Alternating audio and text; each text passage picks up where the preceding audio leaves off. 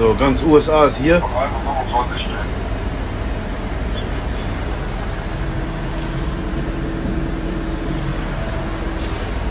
Leute, was geht denn hier ab?